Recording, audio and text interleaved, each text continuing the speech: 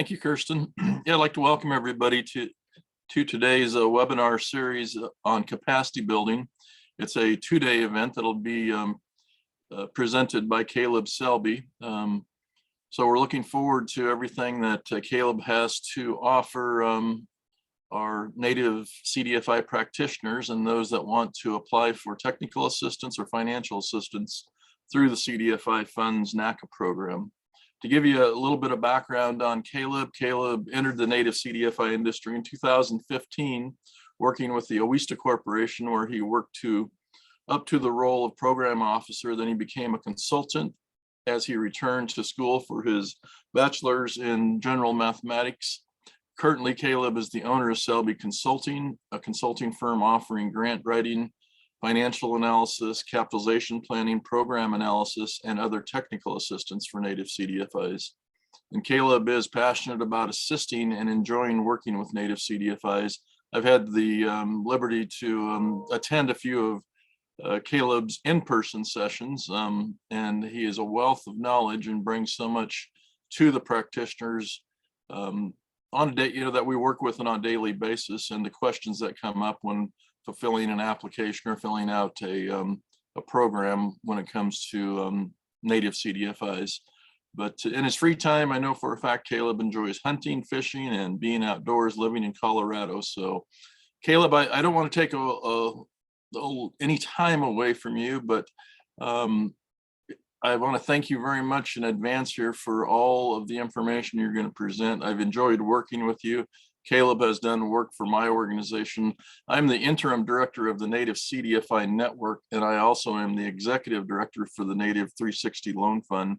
And we serve Nebraska, Southeast South Dakota, Western Iowa, and Northern Kansas. So Caleb has done work for me, and I've been very pleased and can't say enough good about Caleb. So Caleb, I'm going to turn it over to you. Well, awesome, Pete. Thanks for those kind words, and I appreciate that. The NACAs are a big topic, and so we're going to definitely take the full hour today. And so I won't say too much more about myself. I appreciate that introduction, Pete.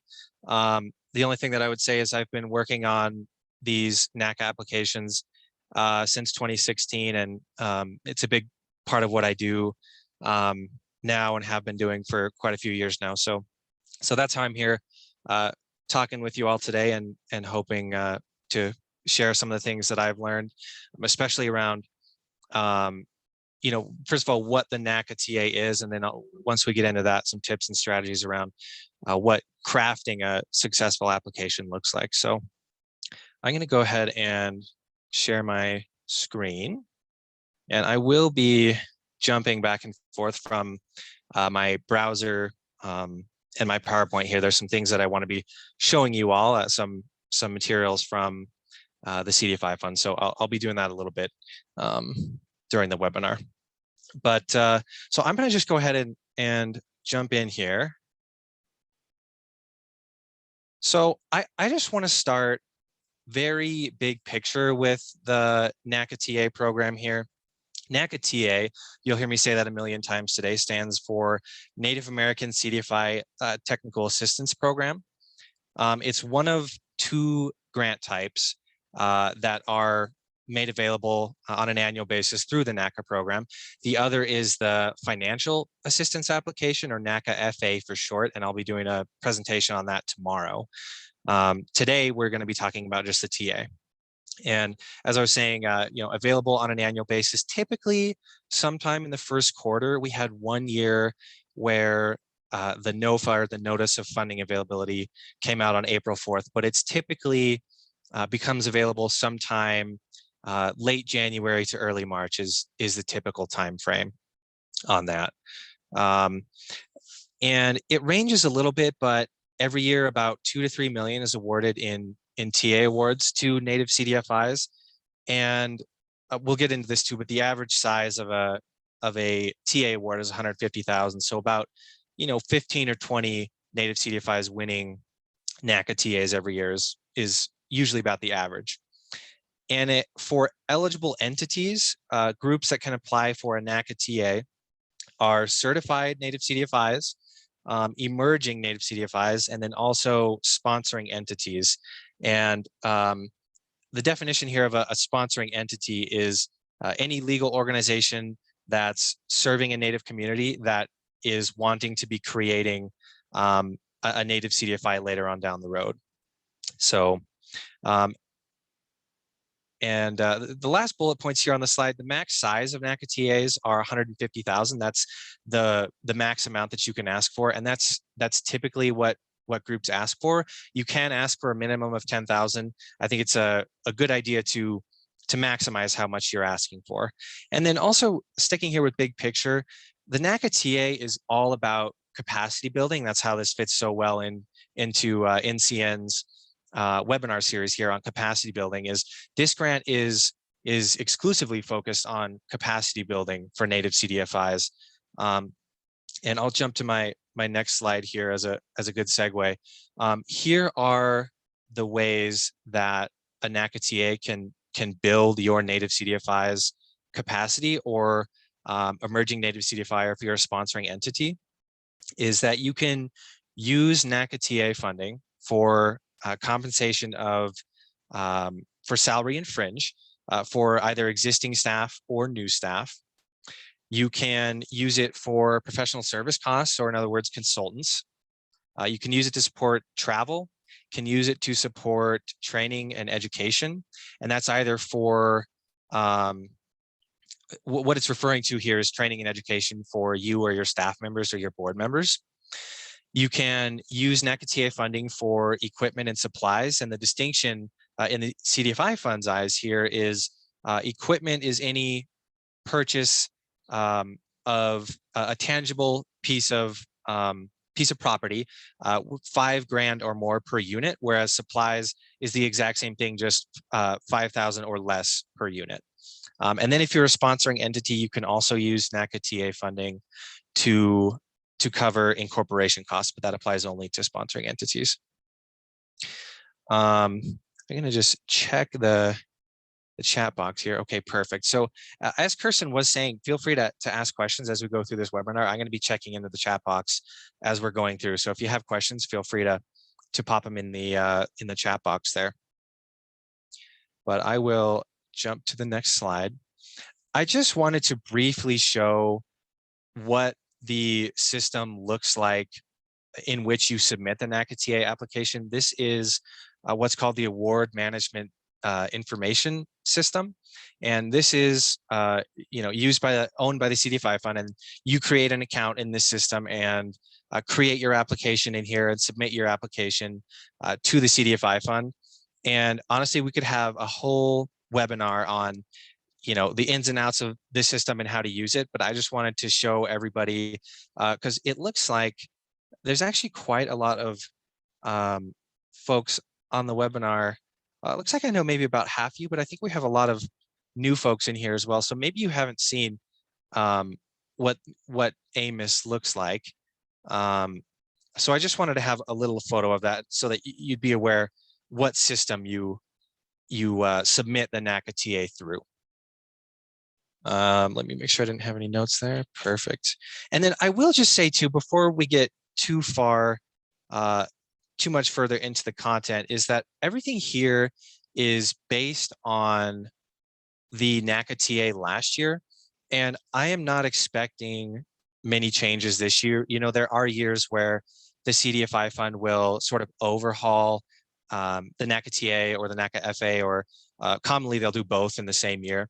We're not in one of those years right now. So, I do expect maybe some small changes to occur. That's pretty common. And actually later in the webinar, I'll go over some changes that occurred last year. But I just wanted to make sure that, don't take everything that I say in this webinar, directly. There may be some small changes in this year's application. So just wanted to mention that to everybody. So with that, I want to jump into talking about what the structure of the NACA TA looks like. So first we have this AMIS data entry piece, and that's in the system that I was just showing you. And that involves, they want if you have them, they want a list of the financial products that you offer currently, a list of your current development services, and for both of those, you give some descriptions of what those products and services look like.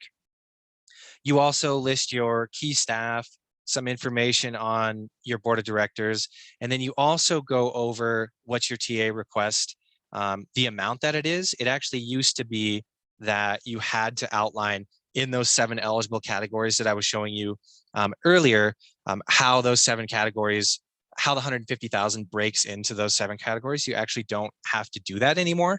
You just outline the amount that you're asking for, which is most commonly 150,000. You do get a chance in the narrative to talk about how you're going to be using the 150,000 and how it's broken into those 7 categories, but you don't have to outline it in Amos anymore. Then, of course, there's the narratives piece, and that's really where most of the work happens for a NACA TA. I'd say probably 80% of the work occurs on the narrative. For the NACA FA, there's quite a lot more work involved in the projections and the financial side of things. There is a financial portion to the NACA TA, as you see there in that final bullet, and that includes projections, but it's just not nearly as important in the TA as it is for the NACA FA. And I would just further say, for the financial data side of things, if you've been around, if your organization has been in existence for at least 4 years, then what'll end up happening is you'll input 7 years of financial data in Amos, and you'll also be referencing that in your narratives. So what they want is 3 years of historical data, a current year, and then 3 projected years. And so if you haven't been around that long, if your organization hasn't been in existence for that long, which is pretty common for the NACA TA, you just put in as many years as you have been around. So if you've been around for 2 years, you have 1 year of historical data and 1 year of current data, and then the 3 projected years. So you'd have 5 years instead of 7. And I think this is probably, well, I'll jump to the next slide, because I just want to show everybody. I'm not going to spend a ton of time on what the projections need to look like. That's another topic that we could spend a whole webinar or more on. But I do just want to show everybody what the financial data inputs are and where you can find them. And I realize it's probably a little funny to see me scrolling through this document. I did this on purpose because I think this is one of the more important things to be doing during the writing of the NACA TA, is to just be constantly referring to what is called the TA guide. And that's what I have open here. Is every year the CDFI Fund publishes a technical assistance guide along with the application that has so much important information in here. So I just wanted to show you all, what it looks like scrolling through here and how you use it and what it looks like and all that. So I know that, well, here, I want to show everybody the financial data inputs. Here they are, for each year. So here's how you determine what financial data inputs you need for the historical years, for the current year, and the projected years. You can see the check marks here. So for example, unrestricted cash and cash equivalents would be needed for all historic years, current year, and projected years. And I won't go in depth on what every one of these is, but I just wanted to show you a lot of these don't apply to us if we're a revolving loan fund. Like there's a whole section on equity portfolio. Some of you on here may be depository institution, or maybe you're a sponsoring entity that wants to be creating a depository institution native CDFI. Those tend to be less common than the revolving loan funds. But in total, there's 58, I think, 58 financial data points that are required for submission of the NACA TA application. And I just wanted to show those to everybody. And so I guess I would point out, just, when you get a chance, look in that TA guide and see what's required of you so that you can do some of that legwork beforehand. It can be a little bit daunting trying to collect all of your financial data. And so again, on the topic of the financials, it's really best practice to have a spreadsheet that sort of automates the projections for you, where you can put in historical data and current year data, and then sort of toggle the projections to agree with the narrative or incorporate assumptions from the narrative. And it's also nice to have a spreadsheet so that next year when you're applying, if you're going again for a NACA TA next year, if you're going for a NACA FA next year, you can just update that spreadsheet with the numbers from the most recent year and save yourself a lot of time that way. And the last few things that I would say about the financial projections is that they should be bold, but they should also be realistic and attainable. And they should also closely match your strategic goals. You know, it used to be that I think some folks put very bold projections that might not be attainable. And I think CDFI fund reviewers got wise to that. So I think it's valuable to know what's going on historically and in your current year data and have some growth in the future, but have it, not a crazy amount above what you've done historically. So I'm going to keep going. I could talk about the financial side of this for a long time, but I'll keep going. The main part of this application, as I was saying, is the narratives. And in the NACA TA, there are two big sections. The first one being demonstration of certification qualifications. And within that section, there's 5 questions, and it's structured very similarly to the certification application, which for those of you who aren't familiar with that, it's the application that you submit to the CDFI fund to be formally designated as a CDFI. That application is centered around 7 major categories.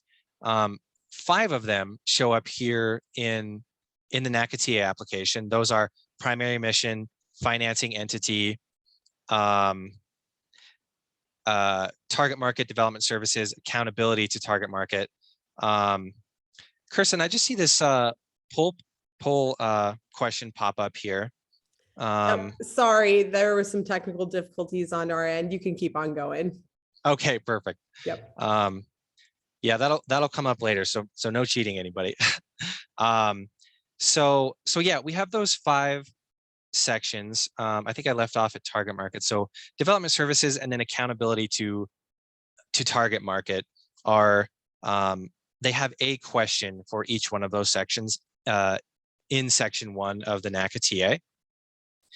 And then section 2 of the NACA TA is what's called a business strategy. And it's very similar to a business plan. It's structured like a business plan. There's a section on financial health, or rather not a section, but questions on financial health, on what your competition looks like, on what demand for your products and services looks like, what's your coordination strategy with partner entities, talk about your key staff, and then really importantly, to talk about your strategic goals. And strategic goals are really a through line for this application. They sort of ripple through all the questions, through what you enter in AMIS, and then also importantly through your projections. So I have actually the next slide here is I just wanted to go over what some example strategic goals might look like, and actually this is going to come directly from question 1 of section 2. And I'm going to jump back over to the TA guide here in a second and show you what that question looks like. And I just wanted to make a note here too that there are, if I jump back to the previous slide, there are 17 questions in the NACA TA, 5 in section 1, and then 12 in section 2. So we just don't have time to go over every single one of those questions in today's webinar. But I did want to show you 3 or 4 of the questions that I think are super important, maybe more important than some of the other questions. So So that's what I'm going to do here for the first question. And jumping back to the TA guide, I'll just show you where this is. So you see technical assistance narratives here, and then I'll jump to section 2. And so question 1 is discuss the applicant's strategic goals for the next 5 years and its progress toward meeting the strategic goals. And one thing that I'd outline here for the TA guide is, you remember me saying that there's a ton of useful information here in the TA guide. This is a perfect example. The CDFI fund, puts notes and guidance, sort of like tips and strategies here for each single question you see in this column. So, if you're new to the NACA TA and you're not sure exactly what you should be writing in this question, this can be a really good place to start. Is, what are the tips that the CDFI fund is giving me here? And we'll have some stuff later in the webinar too. I think it's important to see how you're being evaluated on each question. So I am going to go over the tools that the reviewers are using to evaluate you and the concepts that they're using to evaluate you. That's another important consideration. So, so that's the first question, and I'll jump back to the PowerPoint here. And so some examples of what makes sense in question 1 for your strategic goals. The 3rd through the 5th bullet points there that I have in quotation marks, those are really common strategic goals that I might include in a NACA TA application. So the first one is, we will become a certified native CDFI by December 31, 2022. And this would be huge for any groups going for a NACA TA that are not yet certified.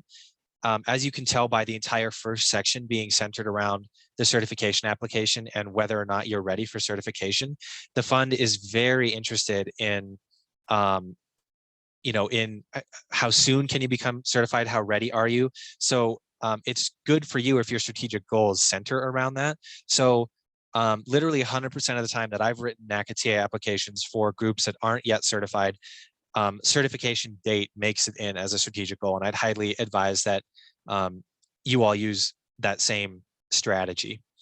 The second strategic goal example that I have there is complete new strategic and capitalization plans in preparation for the addition of a new small business loan product. And this is just an example. You might not be adding a small business loan product, but maybe you need to be completing a strategic plan or capitalization plan for some new product that you're launching, or maybe you're just growing your staff or what have you. But that's a great use of a strategic goal. And then that third example is hire 2 new staff members by the end of the fiscal year. And the reason that I have these examples here is it's helpful too if these tie directly to what the uses of funds are for the NACA TA. You remember from the earlier slide, those 7 categories, tie these strategic goals directly to those. So the example here of the strategic plan, the capitalization plan, that's professional service costs right there. 2 new staff members by the end of the next fiscal year, that's compensation for either new or existing staff. So the strategic goals would tie really well with what the uses of funds are for the TA application here. And they center on capacity building, which is just the big picture of this application. And then the last thing that I would say on this slide here is these goals don't need to be necessarily what's on your existing strategic plan if you have one. If the goals that are on your strategic plan map well onto what makes sense strategically in the NACA TA, that's totally fine. But don't feel like you have to just be listing the strategic goals from your strategic plan in the NACA TA. And I think that's everything I wanted to talk about here. So I'll go next slide. Another important question here in section 2 is question 4. And this question reads, and I'm just gonna check. Oh yeah, okay. Laura will share we will share my email and phone number after the webinar, certainly. And then Teresa, is this an annual TA application? Yes, it is. This comes out annually, first quarter, usually. It's part of the CDFI Fund's NACA program. So I appreciate those questions, everybody. And sorry, Teresa, it's taken me a minute to get to that. But thank you for putting in those questions, everybody. Okay, back to important questions here. Question 4 in section 2 reads, describe how the applicant will use the requested TA award and explain how the proposed uses of the TA award will build the applicant's capacity to serve its target market and, if applicable, achieve CDFI certification. So really what you're getting a chance to do here in this question is outline how you're going to be using that $150,000 budget. And I've said it a couple times before, but I really advise finding a way to ask for the full 150,000 instead of, if you land somewhere, if you develop a budget and it's, 120,000 or something like that, just get together with staff or your board and figure out what makes sense for that remaining 30,000, because it's easy to get up to that 150,000, and that's the average size of award given by the CDFI fund anyways. So I'd highly advise finding a way to ask for that full 150,000. I'd also mention here the TA guide has a list of unallowable uses, and this is something that does get changed sometimes on an annual basis. I can't remember if it was last year or the year before. It used to be that you could use TA funds to cover audit expenses. You can no longer do that. And I actually ran into an issue a few years back incorporating audit costs into a budget. And so it was in narrative and all that. And then I had a first draft of that narrative and realized, oh, we can't use this on audit costs anymore, and had to go back in and change the narrative up a little bit, change my budget. So it's important to be looking at that list of unallowable uses beforehand. So wanted to just point that out for everybody. And that final bullet there, common uses of TA funds, very similar to sort of the eligible expense categories, but you know what, I actually won't go into that since we kind of covered that earlier in the webinar. So I'll jump to the next slide here. Another important question is question 6, and that reads, provide examples of the applicant's record of success in serving its target market. So what you're getting a chance to do in this question is show what impact your native CDFI or emerging native CDFI, or if you're a sponsoring entity, what impacts you might create in the future. So you're getting a chance to talk about impact here. And for those of you who aren't super familiar with the CDFI fund, they're very focused on impact, and that's evident in the FA application as well. I'll be going over that tomorrow. They're focused on impact in the FA, but really important to the CDFI fund. So it's important to knock this question out of the park.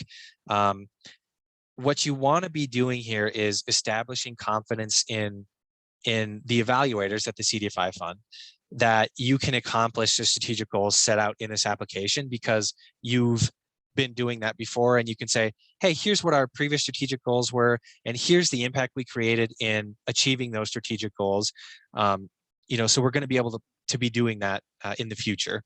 I would also say, and this goes just generally for grant writing as well, but not just the NACA TAs, but both, total impact numbers as well as individual success stories are really important here. If your organization is tracking impact data, share all of that, and then share a story from an individual client. And that goes, those two work well together. So I'm going to go ahead and jump to the next slide. And so I've gone over 3, specific questions here, all in section 2. I wanted to go over the questions in section 2 because that section applies to everyone, regardless of what type of entity you are. Because not everyone's going to be filling out section 1, just the uncertified groups. But these slides here are just tips generally on all of the narrative to have a strong narrative. And so the first bullet there is, it's really good to have cohesion between all aspects of your application, including the financials, everything that you're putting into Amos, and also the narrative. And as I was saying earlier, the strategic goals are kind of a through line. Those show up directly in the narrative, but you want them implied in your projections, and they'll show up in Amos as well, with a technical assistance request and you get a section in Amos to be talking about how key staff will be important in implementing strategic goals. So they're referenced in there as well. That second bullet is, use cold hard data. And I can't stress this one enough here. Data and impact are very important to the CDFI fund. So if you have market research, that's super helpful, particularly if they're demonstrating demand for your products or services. You can also use secondary data. You can use data from partner entities, and get creative here. Wherever you have data from is probably better than not having any data in your application. That third bullet there, I've already mentioned the importance of success stories to sort of complement the numbers in there. And then I think an important point is to reverse engineer your application, and really this applies mostly to the narrative, and this will make sense later when I go over how your application is evaluated. I thought that made sense at the end of this webinar when we get a chance to see what's going on more at the NACA TA. So we'll go over that more later. And then also concise writing is very important. It's really easy to get carried away with what you're talking about, and not have the most concise writing as possible. I think the important thing to consider here is, and again, this is part of the evaluation process, the NACA TA applications are evaluated by CDFI fund staff. And this is different from the NACA FA applications, which are mostly evaluated by external reviewers, so not CDFI fund staff. So for the NACA TA, CDFI fund staff have to read all of the NACA TA applications submitted, and I don't know how many that is off the top of my head. Probably 30 or 35 applications. So they have a lot to be reading. So make yours easy to read, make it concise and to the point.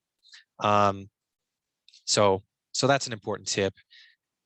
I have another slide here on just some more general tips for having a strong narrative. You've heard me mention market data a few times.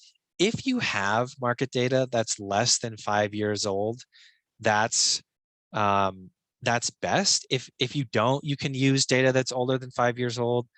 It's just viewed less favorably than newer data would be. And then also, I've been jumping back and forth from the TA guide. I showed you the notes and guidance there for question 1. And as I was saying, that applies to every single question. So make sure you're considering those as you're writing the narrative for each question. And I would, this is so important to me that my process when I'm writing a TA application is I have a Word document where I have all of the questions, and then under each question, I have the notes and guidance from the TA guide. So this is, I build this thing right when the NOFA comes out using the TA guide before I even start any writing, because I don't want to start writing before I see what the notes and guidance is, because that might be something that changes a little bit this year. And I want to be able to incorporate the changes. Like I don't want to just be writing the same thing, year in and year out. I want to be responsive to what the CDFI fund is interested in seeing. And just an example of this, I can't remember what year it was, maybe 2018, but opportunity zones were a brand new thing. And there were some notes and guidance added to both the TA and the FA asking about what impact you have in opportunity zones. And so, of course, that wasn't in previous year's applications. And, we've since found out that writing about opportunity zones is especially important when it comes down to the size of the award decision time for the CDFI fund. So that's an example of, a really tangible result, like the size of your award being tied to looking at the notes and guidance in the TA guide. So can't highlight that enough there. I would also say cite your sources. So this goes for secondary data. If you have a market study, just make sure and say, 2017 market study in parentheses behind whatever data that you put in there. The CDFI fund needs to know that the data that you're putting in there is from a credible source, and that's a way to communicate that. I would also say, and this goes a little bit with, this is onto the fourth bullet now. This goes on a little bit with the concise writing point that I was making earlier, is you really want to stick to what the questions are asking, even if it's a boring question. In the TA application, there's a question in section 2 about how you track and report on expenses, which isn't the most exciting topic in the world, but you can see how that would be important to the CDFI fund. So just make sure you stay on topic there and are addressing just that. And yeah, it ends up being a boring question, but that's just how it is. And then the very last thing that I would say here on the slide, and I'm actually going to jump back out and just show everybody this point, is you have character counts, like a limited amount that you can write for each question. And that's also here in the TA guide. So for question 1, you have a 1,500 character limit. And what I found is, if you're writing in a Word document, a single line of full text is about 100 characters. So for this question here, for example, question 1, which is so important, right? List out your strategic goals. Tell us about your progress towards those strategic goals. You only have 1,500 characters to respond to that question, which, if you haven't written one of these before, I'll just tell you is incredibly difficult. You got to be super concise, just no fluff on it. And it's that way for a lot of these questions. Just so you can see here, 1,500 for a lot of them. Some of these get a little bit longer, 3,000 characters, but just as an example for the FA application, there's a lot of questions that have 5,000 character limits or 6,000 character limits. We don't have any of those here in the NACA TA application. All of them are really quite short character counts, and that can be super, super hard. And I've seen, a lot of groups write super long responses, and I'll be reviewing applications or something like that and just have to cut out so much, not because I don't think it's good writing, but because you simply don't have space for it. So so make sure not to overwrite, know what your character counts are beforehand. So that's the last tip I have for having a strong narrative here. And I believe, yeah, we have a poll question here. So Kirsten, could you go ahead and bring that poll question up? The question is, if you're a certified CDFI, certified native CDFI, which sections of the NACA TA apply to you? Is it section 1, section 2, both sections, or neither section? And we'll just give everybody a little bit to chime in here.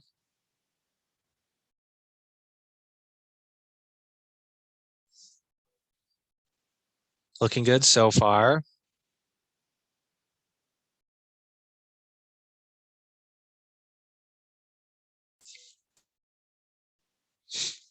It's like we've had about 11 of you answer so far. Just give a little bit more time here. Okay, so I'm going to go ahead and end the poll. And I believe I can share results from here.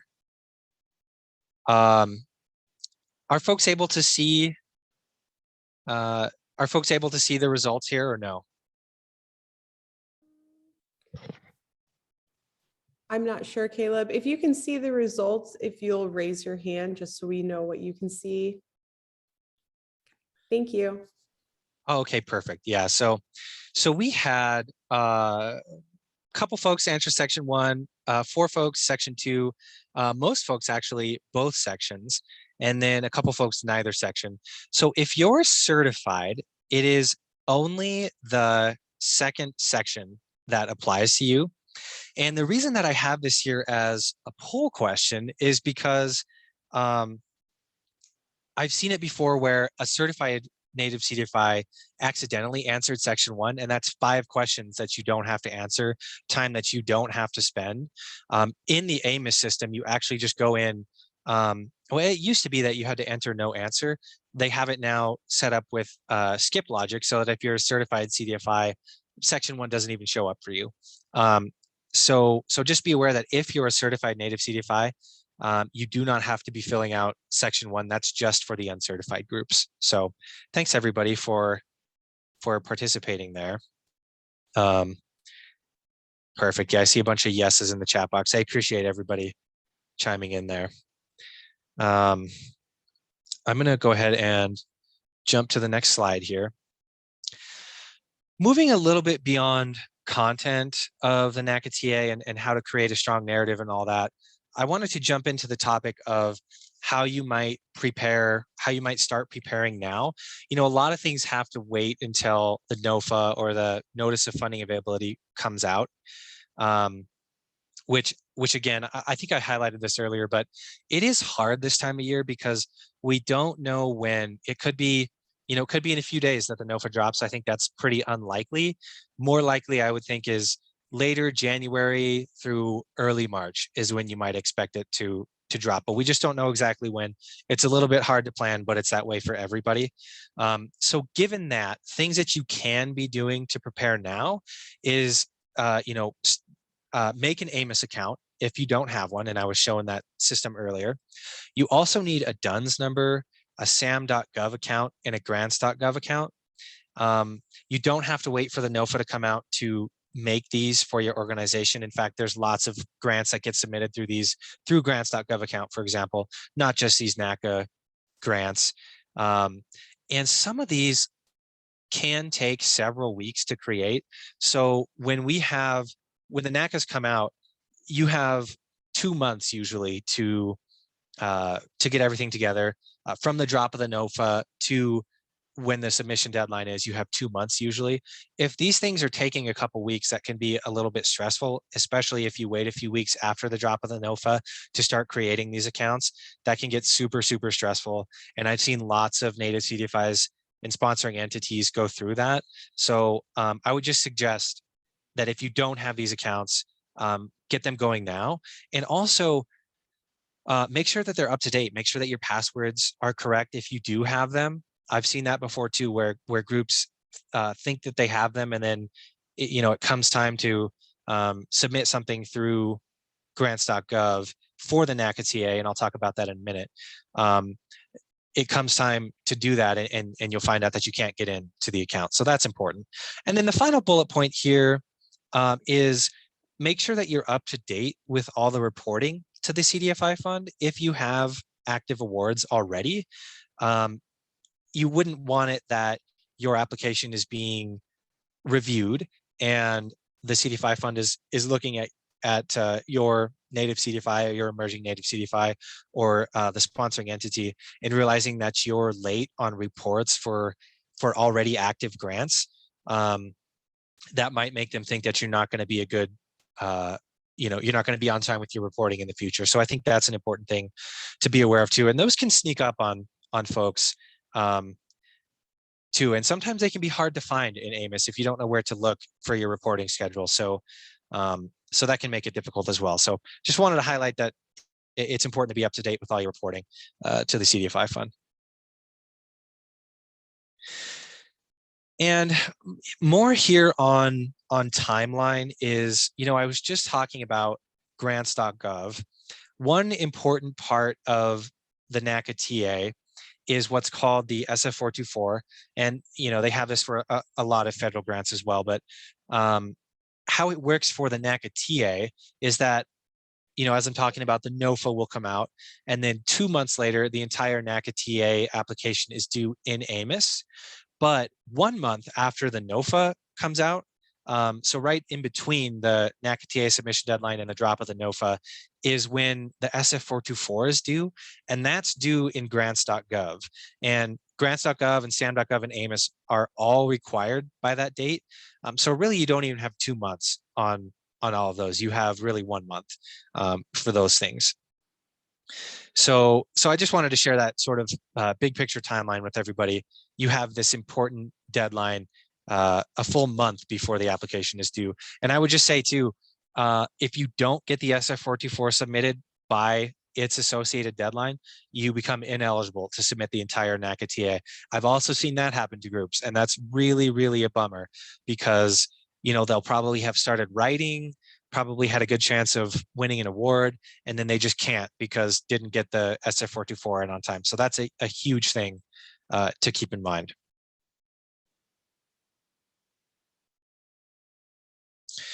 Okay, more on timeline here. As I've talked about, certification as a native CDFI is very important to the CDFI fund in the context of this NACA TA.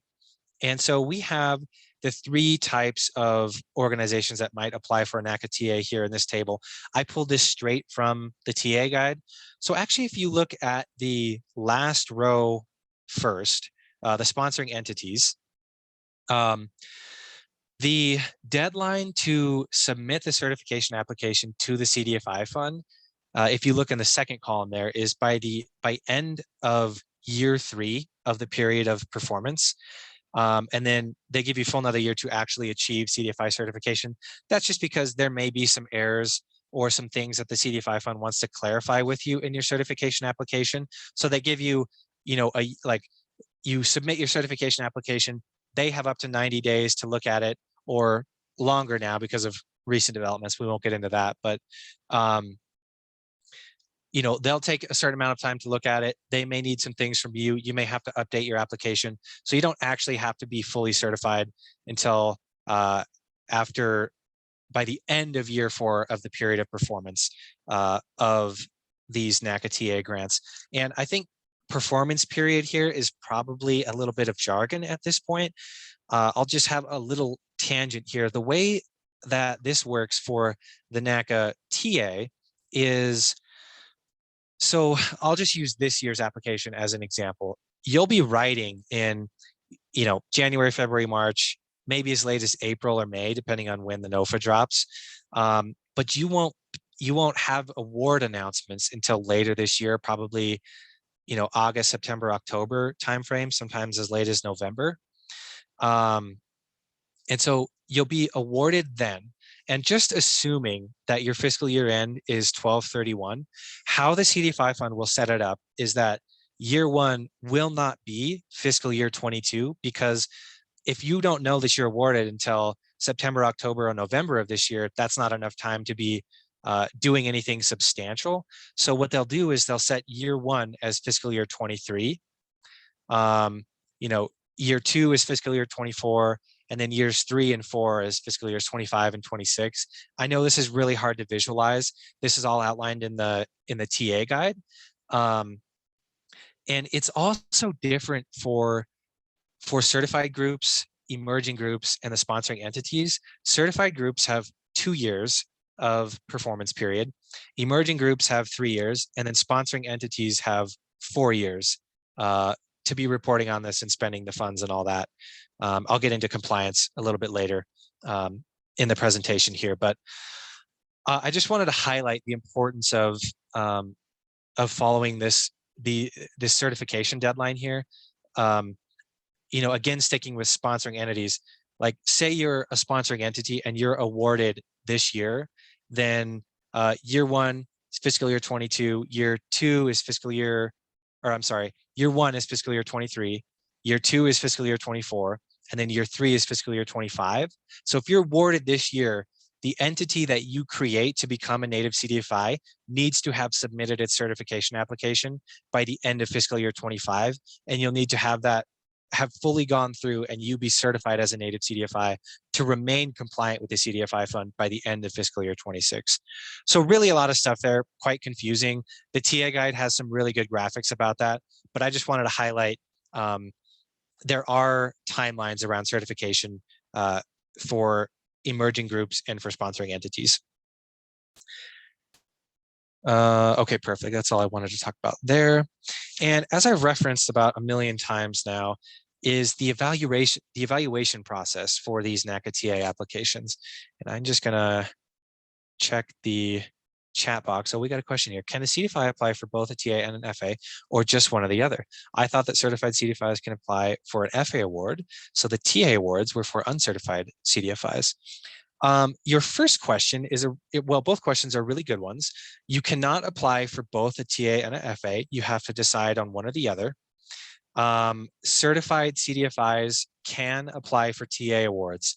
They're not just for uncertified groups. I think it's probably mostly uncertified groups that apply for TA awards, but that is actually a trend that's turning around a little bit. There's quite a lot more certified native CDFIs that are going for NACA TAs for lots of reasons, and we'll get into some of those actually in tomorrow's webinar if anybody's interested.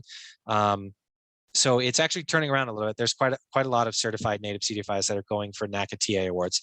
Really good question there. Okay, so I want to see. I'm going to try and breeze through these last few slides here because I want to leave just a couple minutes at the end for groups that have to leave by the hour. I just wanted to leave time for questions at the end. So there's 4 stages in the evaluation process. The business plan review step 3 there is really the biggest one, conducted by CDFI fund staff. This next slide here is the chart on the right is how the CDFI fund is doing their evaluation in stage 3. And this is where I was talking about how it can be so incredibly valuable to reverse engineer your application. This is the chart that's handed to the reviewers. They have these categories here on the left: target market needs and strategy, organizational capacity and management capacity. And then the questions on the right are how the CDFI fund, how they're placing you into one of 3 buckets, which is low risk, medium risk, or high risk. And what has to happen for you to advance to step 4, which is this final award decision, is that you have to be deemed either a low risk or a medium risk. You have to be in one of those 2 buckets. If the reader reads your NACA TA and says, oh, this person is high risk, you won't make it on to step 4. So the better that you can be responding directly to these questions and establishing confidence in the reader in each one of these categories, the more likely that you're going to not be deemed as high risk. And I would just also point out here, this is a little bit different from the FA grading, from the FA evaluation, in that FA evaluation happens on a per question basis. There's a scale, points awarded on a sort of a per question basis on the FA side of things. In the TA, it's more of a holistic approach. They're looking at section 1 and saying low risk, medium risk, or high risk. And then also in section 2, low risk, medium risk, or high risk. So that's really the sort of a big picture there on evaluation process. And then last thing here is common pitfalls. I think this is a really important thing to go over here.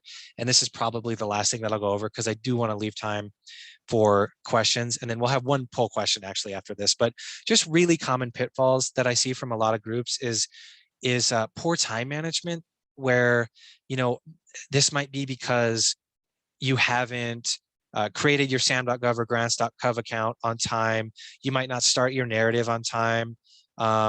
Maybe 2 months sounds like a lot of time. I can just tell you it's really not. There's so much that needs to be done for this application. Remember all the financial inputs, everything that goes in AMIS along with the narrative. I also see lack of cohesion between the strategic goals, the rest of the narrative, and the financial projections as a big pitfall, especially for groups that don't have a lot of experience with the NACA TA. So that's an important thing to keep in mind. And then also just that last bullet there, character counts include spaces. So what I do is I use a website where, I'll be working in my Word document, writing out a narrative response, and then I'll count the characters using this website. Just make sure that the website that you're using, because there's a bunch of them, make sure that the website that you're using includes spaces in its character count. So that's important to keep in mind. And so can we just have that last poll question launched there, Kirsten, please? Perfect. So the question is, how many stages are there in the NACA TA evaluation process? Is it 2, 3, 4, or none?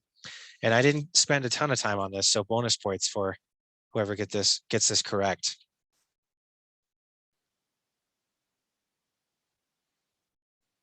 Perfect. I see a lot of responses coming in. About half of you so far. Okay, perfect. I'm going to go ahead and end the poll. And most everybody is correct here. We have four stages in the evaluation process. I didn't get a chance to go over it, but the first two are largely eligibility reviews. 99% of groups get by them. The big part comes in step 3, which is what we just went over. So we're going to send out these slides after this. I didn't get a chance to go over post-award compliance, but that's going to be on this slide here. I just want to open it up for questions right now about anything NACA TA related, and especially for groups that can't stay past the hour. So I just want to say I appreciate everybody being here, and we have a couple minutes for questions. So Kirsten, does anybody want to raise hands or chat box, or I think you can unmute as well, right, Kirsten? Is that right? Yes, correct. Okay. I believe Sean Guthrie, sorry if I mispronounced your last name, does have a question. So Sean, if you want to unmute yourself and turn on your video, you can go ahead and ask that question.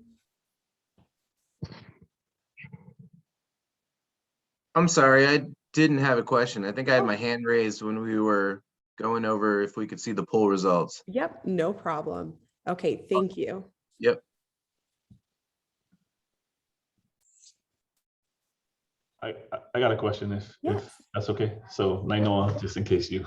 Yes, thank you. I was hesitating, but thank you. Yes. Yeah. So I had a question. If we received so I saw in the slide where if we already received an award, a TA award, and maybe our goals were a little bit ambitious of when we're going to achieve certification. So if we're going to reapply for this TA and say, you know what, we were trying to do it with one staff and you know, we weren't able to get the amount of loans that we were hoping to, and we kind of want to readjust the time period as far as maybe push it back by a year, get more loans and more experience. Like how do we do that? Because I see in the slide where, you know, whatever certification that you put, you know, that's kind of what you're achieving year 1, 2, 3. After doing year 1, we realize, all right, there's some more capacity building and we need to readjust. So how would that go? Yeah, really good question. So what you can do is Amos has this feature called service requests. And so you can log into Amos and open up and you would probably have an Amos account if you have an active award already, you can create a service request in there, and you know, they'll give you a big text box to outline your requests. And the service request feature sounds a little bit impersonal, but in my experience, it's actually the fastest way that they're going to get back to you. So you can get in there and you can actually tie the service request to your existing application, and then in the text box outline, hey, you know, in last year's application, we set a deadline that isn't working for us for various reasons. And so we're hoping to push that deadline back. And as long as that deadline, you know, isn't passed, you remember the slide that I was going over where it's like end of year 4 for sponsoring entities, year 3 for emerging groups. As long as you're not pushing it past that, it should be okay. In the circumstance where you do have to push it past that, my experience is that the fund is pretty flexible on stuff. So if you give them you know, some different reasons for why you need to push things back, they're pretty respectful of that. But especially if you're wanting to request, because I know they have a place in the application where you put in yourself when you think you're going to get certified, and it sounds like that's what you're talking about. I think they'd be very flexible with that if you put that in a service request. And then I don't think it would affect your eligibility for a NACA TA this year. I think it would be totally fine. But I Cool. would recommend doing that now instead of waiting for the NACA TA to open and doing it afterwards. Okay. Good Appreciate question. it. Thank you.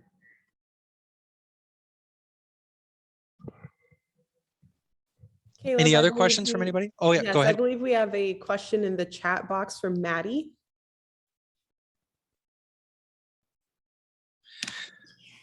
I can read this out if it's helpful.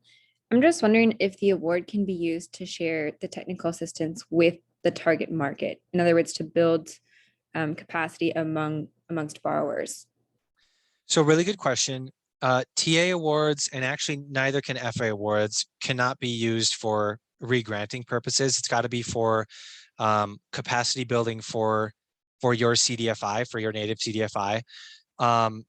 You know, you can do things like hire entrepreneurship trainers or financial education trainers, because those are just consultants and they might be training you know, folks in your target market, but can't be used you know, specifically for re-granting, say like if you're already lending and you can't do like a loan grant type thing to some of your borrowers, but that's a good question. Okay, thank you. Mhm.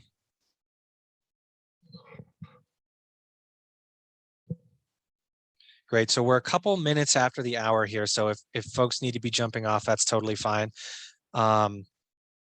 And Kirsten, I don't know, did you want to, I'm going to hang around for a couple minutes in case anybody had other questions, but did you guys have anything you wanted to say to close it out, Pete or Kirsten? No, you know, all the information you presented is, you know, very pertinent. I know as you get to working on the application, things are going to be coming up from time to time.